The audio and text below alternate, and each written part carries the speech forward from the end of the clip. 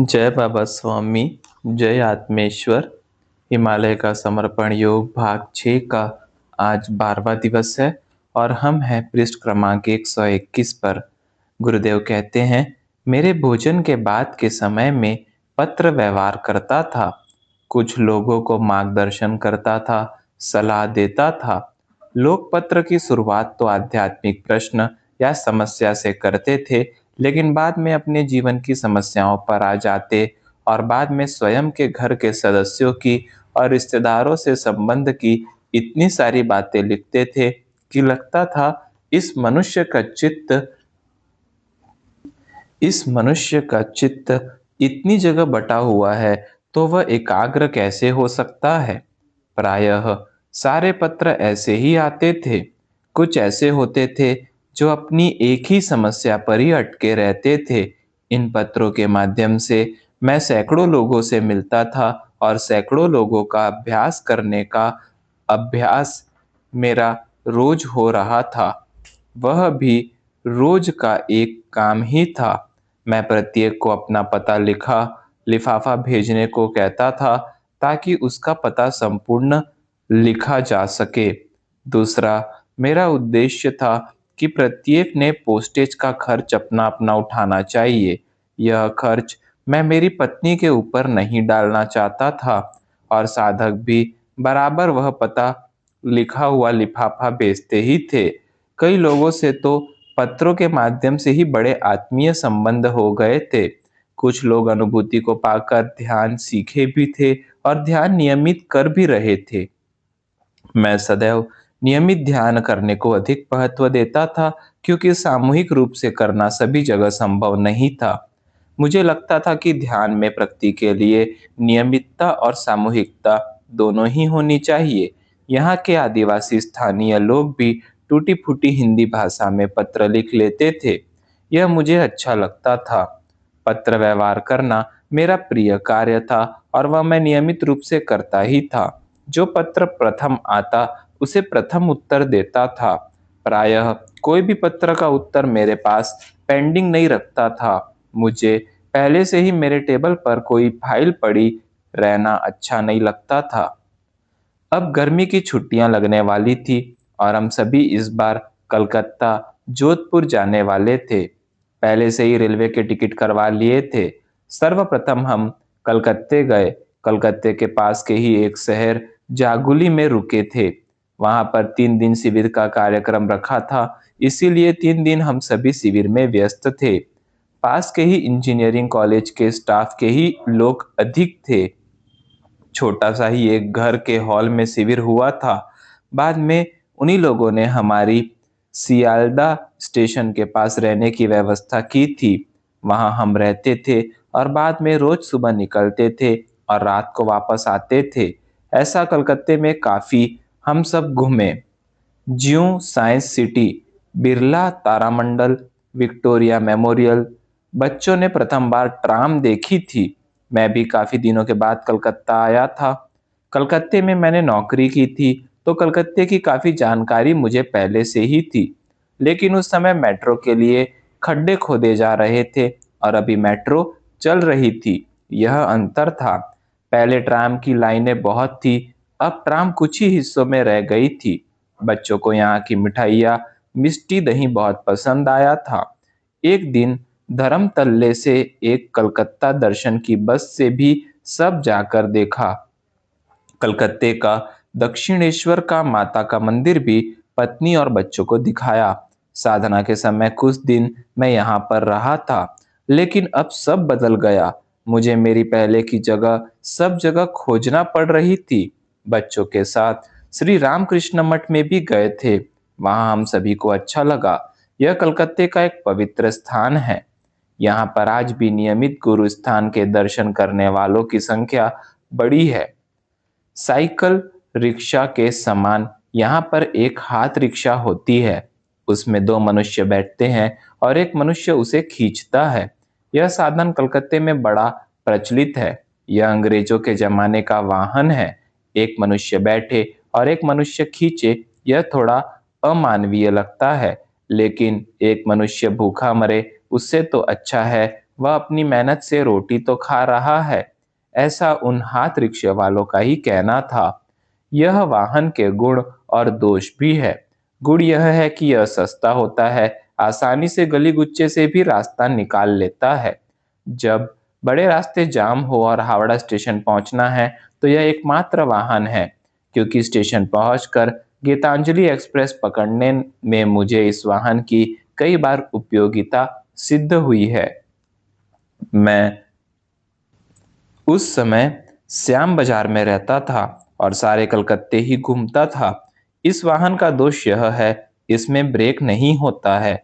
वह चलाने वाला अपने ही प्रयत्न से इसे रोकता है, लेकिन कभी-कभी वह आगे टकरा भी जाता है। लेकिन बैठने के बाद लगता है कि इस चालक के हाथ से रिक्शा छूट गया तो हम गिर जाएंगे, लेकिन ऐसा होता नहीं है, क्योंकि हमारी सीट के नीचे एक टेका लगा होता है। वह इसी सुरक्षा की दृष्टि से होता है कि कभी रिक्शा चालक के हाथ से रिक्शा छूट भी गया तो भी रिक्शा उल्टेगा नहीं। आज मेट्रो के जमाने में भी यह रिक्शा अपनी एक उपयोगिता रखता है। एक दिन हम ताजमहल से भी भव्य विक्टोरिया मेमोरियल देखने गए थे। यहाँ प्राचीन संग्रहालय है। इसे संपूर्ण देखने में काफी समय लगता है। यह भी कलकत्ते के बीच ही है। कलकत्ते में जब मैं नौकरी करता था, तब और अब में काफी बदलाव आ गया था। अब जब राइटर्स बिल्डिंग बच्चों को दिखाई, तो वहां का भी सब बदला हुआ देखा। फिर बच्चों को एक दिन इंडियन कॉफी हाउस में भी ले गए। उन्हें बताया कई पुराने विचारक, साहित्यकारों की यहाँ बैठक होती थी। आसपास सारी पुस्तकों की ही दुकानें लगी हुई हैं। बच्चे सब छोटे थे, तो ही यह सब घूमना संभव हो रहा था। बच्चों के साथ मुझे भी मेरा बचपन याद आ रहा था। जब बच्चे छोटे रहते हैं, तभी यह सब संभव हो पाता है। अब मेरी ही बहनें इतनी दूर दूर रहती थी, उनके अपने अलग परिवार थे। अब हम शायद ही एकत्र कभी कहीं जाकर घूम पाएं। बच्चे भी शिक्षा, नौकरी, व्यवसाय के कारण दूर दूर हो जाते हैं। फिर ऐसा एक साथ घूमना संभव नहीं है। इस कलकत्ते के प्रवास में हमने और बच्चों ने खूब आनंद लिया।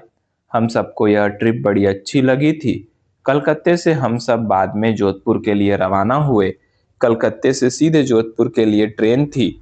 रास्ते में साबर झील भी हमने देखी, जहाँ पर नमक बनाने के उद्योग बहुत बड़ी मात्रा में लगे थे और यहाँ का नमक अच्छी किस्म का माना जाता था।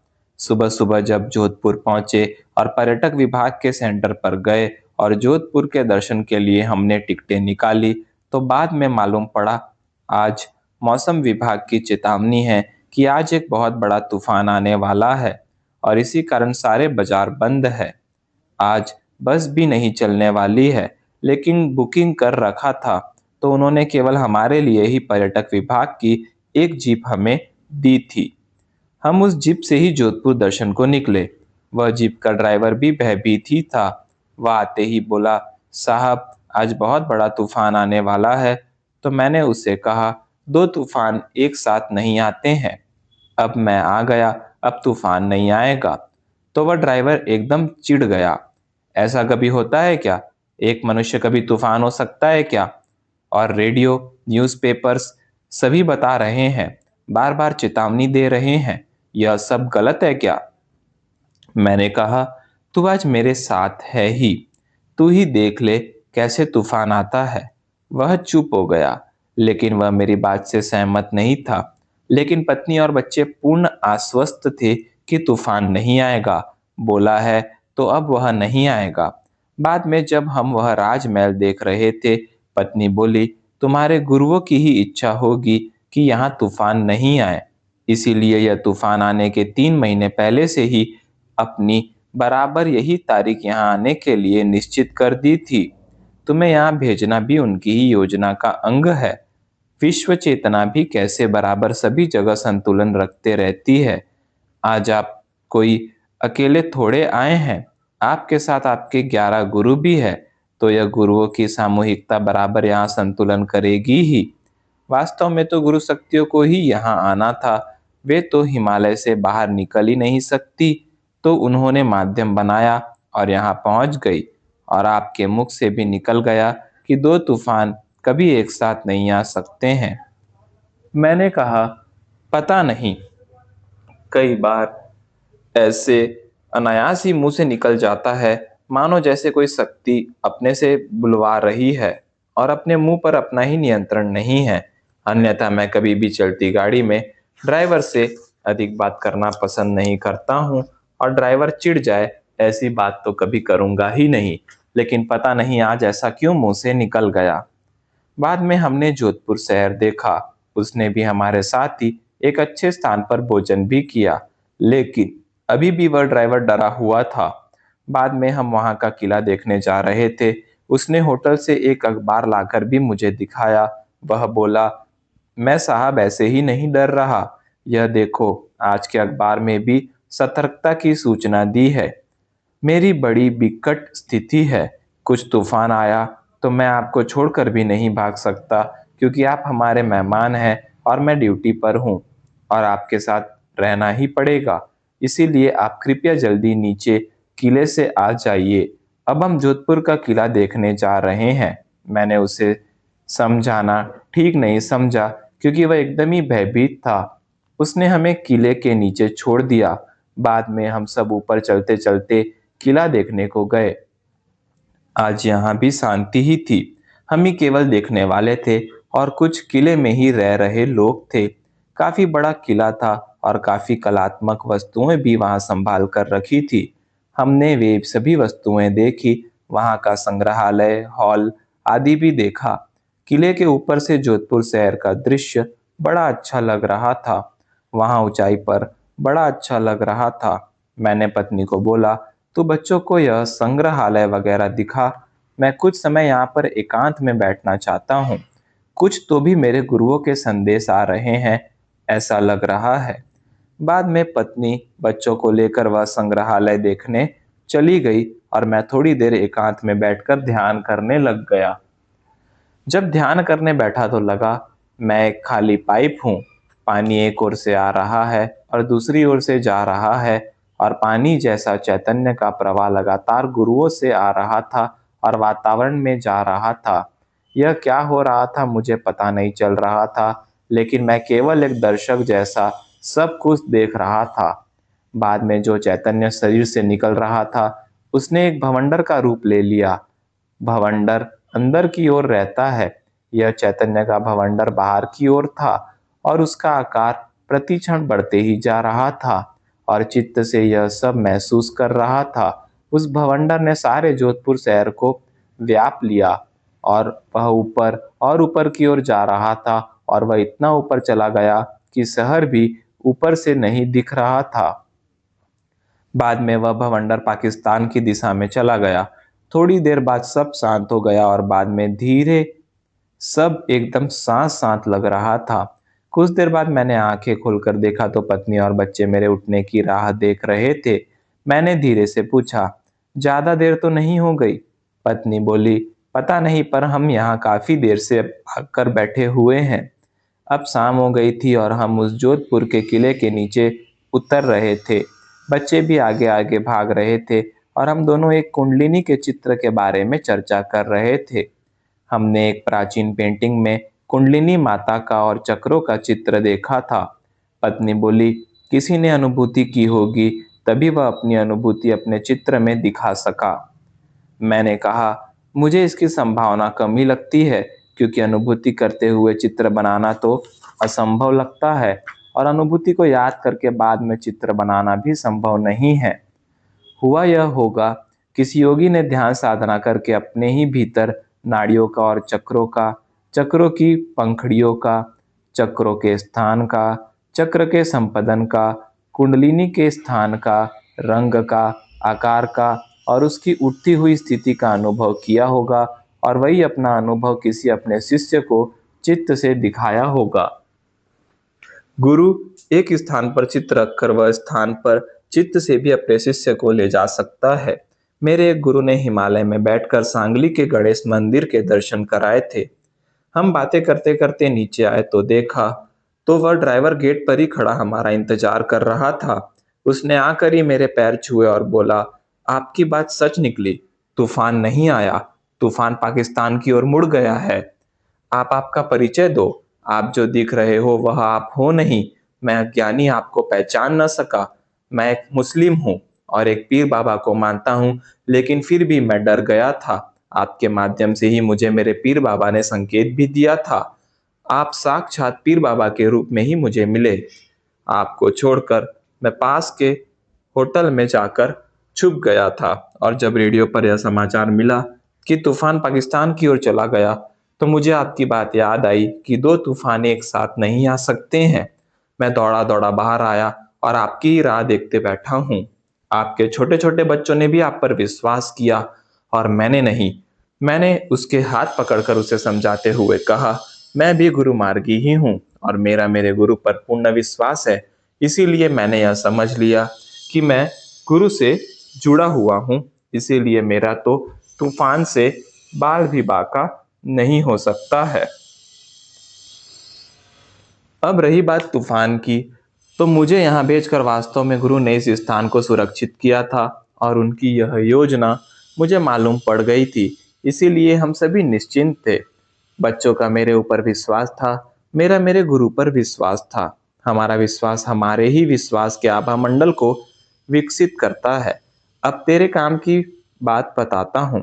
अब तू ड्राइवर है, कभी तेरा भी एक्सीडेंट हो सकता है, लेकिन अगर तू अपने पीर बाबा को पूर्ण रूप से समर्पित होकर यह विश्वास अपने भीतर निर्माण कर ले, तो तेरा कभी भी एक्सीडेंट नहीं होगा।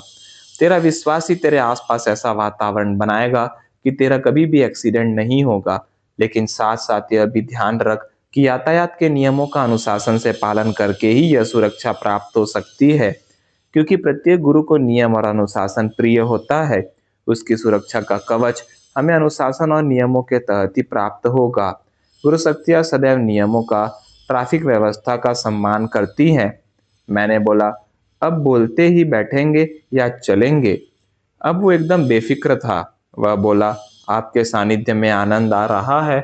मुझे ऐसा लगता है मैं भी आपके साथ चलूं। मैंने कहा, मेरे पास कार नहीं है।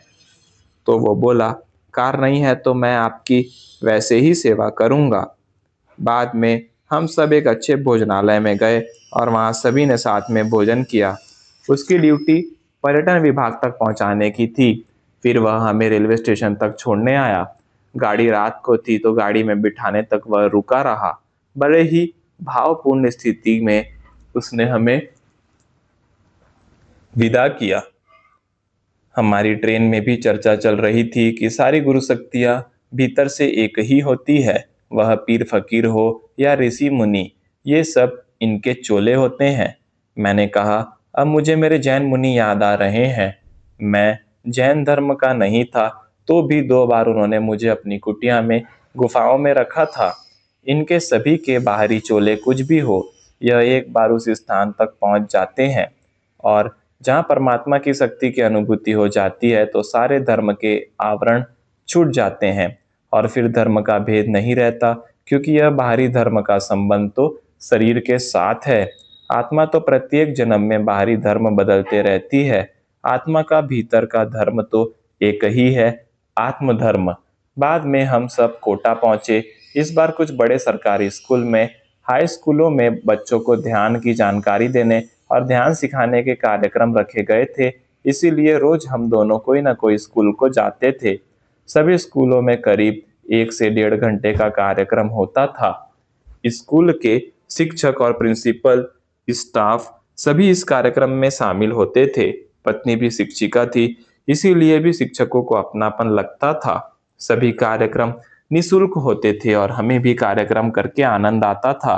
ऐसा लगा कि एक स्कूल खोला जाए जहाँ शिक्षा के साथ साथ आत्मज्ञान और चित्त शुद्धि का अभ्यास भी करवाया जाए। तो ऐसे स्कूल से निकला हुआ विद्यार्थी इस विश्व में बिरला ही सिद्ध होगा, क्योंकि वह विद्यार्थी एक विशेष चित्त का धनी होगा।